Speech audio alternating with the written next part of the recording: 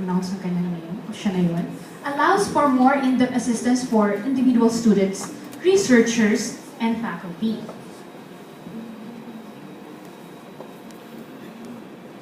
So, the qualities of roving reference, una, approachable. Dapat yung librarian is pleasant, always smiling. Hindi yung parang makikita ka pa lang yung estudyante, nakasimangot ka na. Baka mamaya sa evaluation makakuha ka ng the librarian is so sungit, please smile. May mga ganong comments, baka matag ka ng ganon. Or, hindi na nga kagandahan, ang sungit-sungit pa. Notorious ang mga, I tell you, notorious ang mga estudyante. Tumatawa kayo, siguro ginagawa niyo sa evaluation, no? Oh, you're laughing too. Saan ka? Taga saan ka, ina? I know you're from PNU, lagot ka. So, you must be user-friendly. So, and then, kailangan mama-maximize mo yung service na you're going to provide with your students. Or kahit hindi estudyante, kahit visitor lang yan ng library. Okay? So, dapat ma-maximize nila yung pagpunta nila dito, whether kung visitor lang sila, nagbayad sila eh. So, dapat mabigyan mo talaga sila ng quality service. Hindi porket you're a mature librarian, hindi ka na mag-aayos. Kailangan always pleasant. Kasi natutuwa yung mga estudyante, di ba kahit sa grade school, pag nakita nila, oh miss, naka-makeup ka, you're so pretty, I like your dress, yung mga ganyan. Students like that. So there are two approaches of roving reference. The first one is supplemental to a reference desk and desk schedule. So ito yung model na ginagawa ng LaSalle. Meron pa rin nasa reference desk, however, meron din nagro-rove. Okay? And then the second one naman is talagang totally wala na yung reference desk. Talagang roving, roving librarian.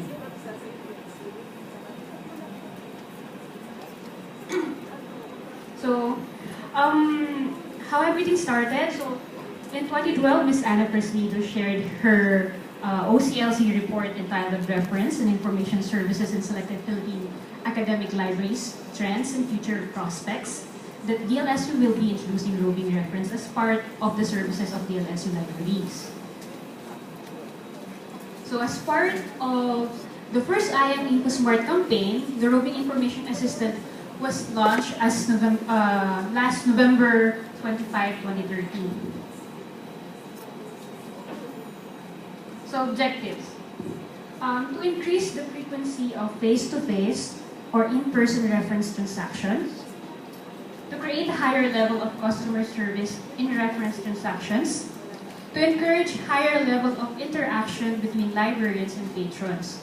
So hindi porket mataas yung reference desk service mo, hindi ka na mag-isip na other way on how you can reach out with your library users.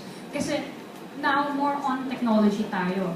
We have different modules in reference desk. Meron tayong text, meron tayong Skype, we have email, etc. And then the in-person sa desk. However,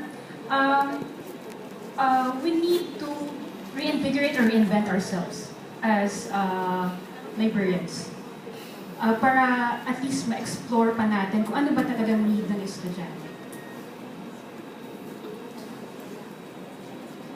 So, para ma-recognize kami visibly at ma-identify kami during our roving, nag-create kami ng jacket. So, ngayon, I am Info Smart Ask Me. So, pag during library orientation, sinasabi namin sa estudyante, if in case you have any questions, ganyan, our roving, baka may makita kayong mga nag-rove dyan, pero hindi talo dun, ha? Kasi notorious kayo mga estudyante, so inuunahan ko sila. Sabi ko gano'n, we're servicing from 10 a.m. to 2 p.m. So pag nakita nyo kami dyan, may naka-jacket dyan, pwede nyong istorbuhin. Okay? Kapag hindi kayo na-satisfy dun sa, sa service na binigay na, evaluate nyo. Diba? Ganun kadali. So, guidelines. So, we have guidelines na sinusunod namin. Ito ng committee. Basically, yung content niya is principles, responsibility, guidelines, reference interviews, paano kami magkakonduct ng reference interviews, roaming RIA or procedures. So, magsasite ako ng, for example, sa responsibility. Sino ba yung in-identify ng committee? For example, with top reference librarians, circulation, periodicals, special collection, public programs, and satellite librarians. Okay? So, a glimpse dun sa ating procedures. So, paano ba mag-approach si RIA ng library users?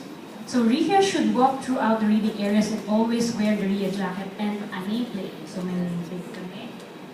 Or siya.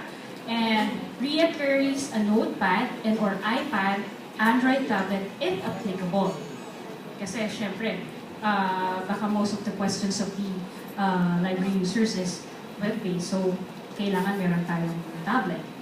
So, RIA greets the patron and asks if they are finding what they need or if they have any questions. Pero, yung ibang estudyante kasi is very independent, right? Ayaw nila yung feeling na siguro naman sa mall, pag naglalakad kayo, ma'am, card. Di ba ayaw nyo nun? Parang ayaw nyo ini-impose or nag-i-impose yung isang tao. Kasi pwedeng alam mo naman kasi yung hinahanap mo or parang feeling mo, yung privacy mo is in-invade niya. So, gumawa kami ng parang way para hindi kami masyadong imposing. Kunwari, nag-a-ayos kami ng shelf. Pero meron na kaming potential na library user o patron na pwede namin tulungan. Pero if they say na, no thanks po, alam ko na kung ano yung hinahanap ko, then that's the time na pwede kaming iwanan siya. However, babantayan pa rin namin siya. Kasi baka mamaya, sinasabi lang niya, baka nahiyak lang siya. Especially during sa orientation, yung ibang estudyante, they always nod. Maintindihan nila ba? Yes po ma'am, yes po ma'am. Pero paglabas after orientation, biglang lalapit sa iyo yung estudyante, ma'am, pwede niyo po bang paki-elaborate regarding this accessing electronic databases? Kasi yung parang nahihiya siya. Okay? So, yung soft launching namin began last July 1, 2014. And then,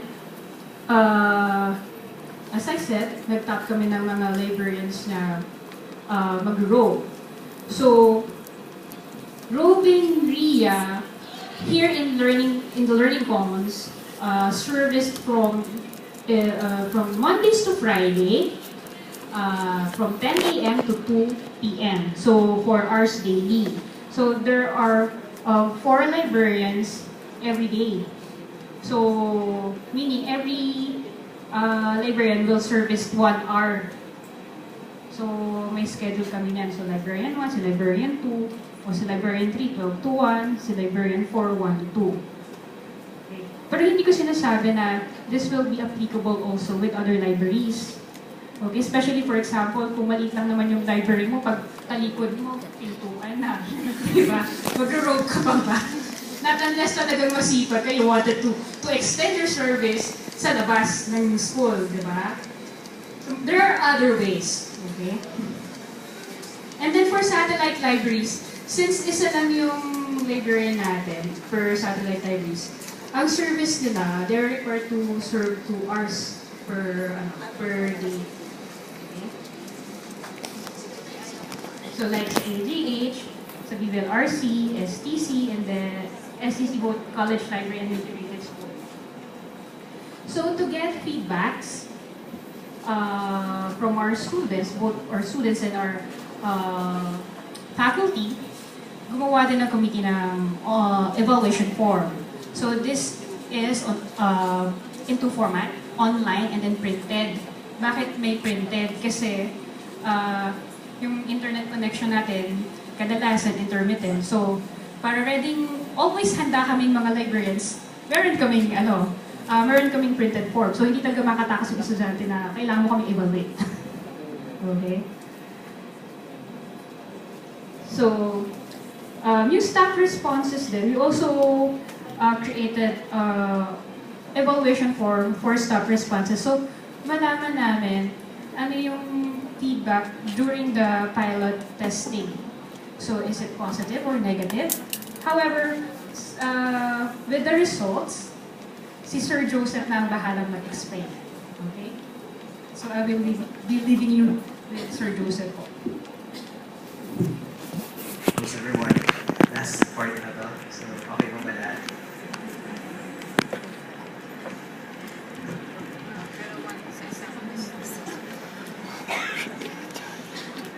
Okay. So, staff responses. As mentioned by Ms. May, balikan natin, there are two evaluations. Una, evaluation coming from the staff, we excel. And pangalawa, service evaluation. Yung mga evaluation coming from the students or yung nabigyan namin ng service. Okay. So, both meron siyang print and online. Pero, ginagawa namin is print. Kasi nga, pag online, nag-online kami. Minsan, internet time, walang internet connection. So, hindi na magagawa. Okay, so staff responses. No? A total of 206 responses. Ang pinakamarami na bigyan namin ng service ay through directional questions. Ano examples ng mga directional questions? Siguro, where is the photocopier? Kunyari, nasa shelf ka, nasa libo mo. Nasa periodical section, ang tinanong lang naman is, where is the photocopier? So, ilalag mo na siya as one question. And then, you provide a follow-up din. Baka naman kasi, where is the photocopier? Pero marami pa siyang gustong tanungin. Like, let's say, ibigay, as an example, no, how approachable ka mangyayari. Sa pagiging RIA, meron tayong sinafollow na guidelines yung sa RUSA. Familiar ba kayo dun sa RUSA? May reference. Ano yung ibig sabihin?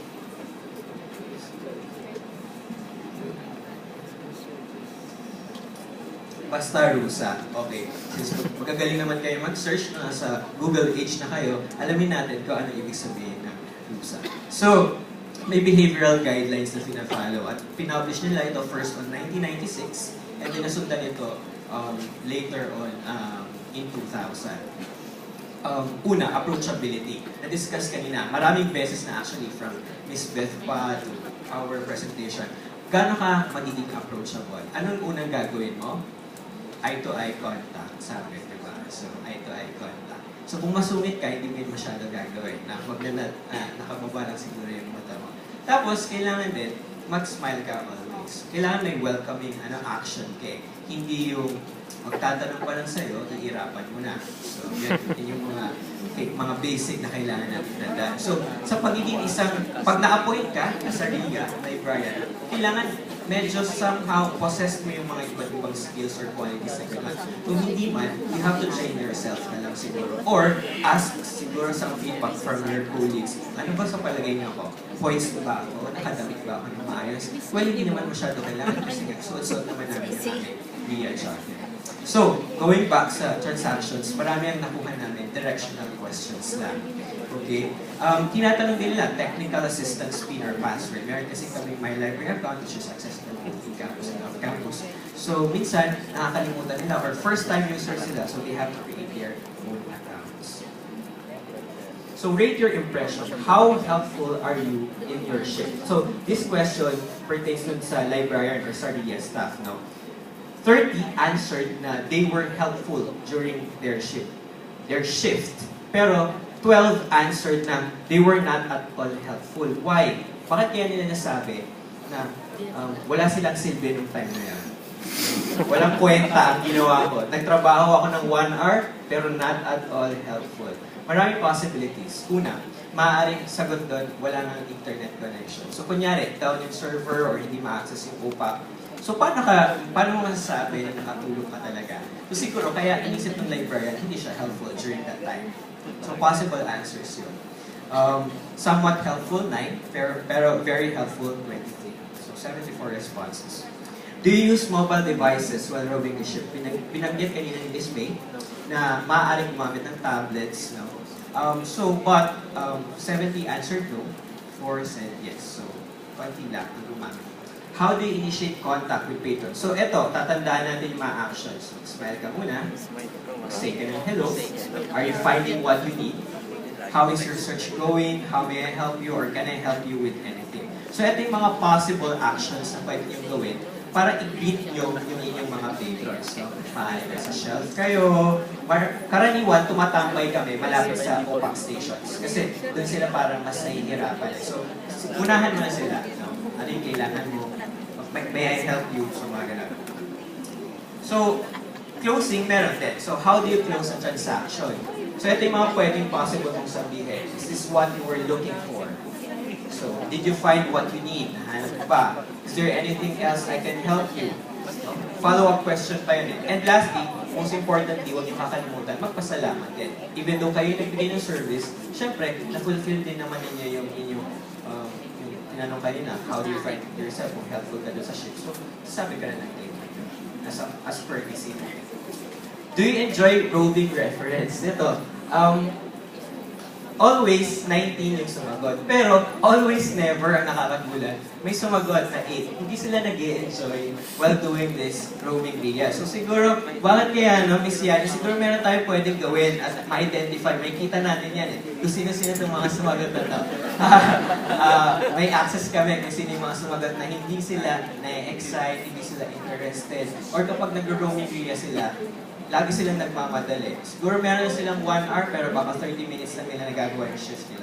So siguro, maaaring maraming mga bagabag sa isip nila. Hindi sila excited, gutom, mga ganun, siguro naiihi. So kaya siguro, response, 8, hindi sila excited kung anong niya. So we'll see to it kung anong gagawin pa namin gawin. So syempre, kailangan din na namin malaman yung comments, no, from the staff. So they answered it online. Sumagot, sabi, masaya siya kasi yung student sabi, natulungan siya mabuti. So, tapos very rewarding, no? Na happy yung faculty members. Some negative, syempre meron. Ito, karaniwan itong nangyayari sa amin.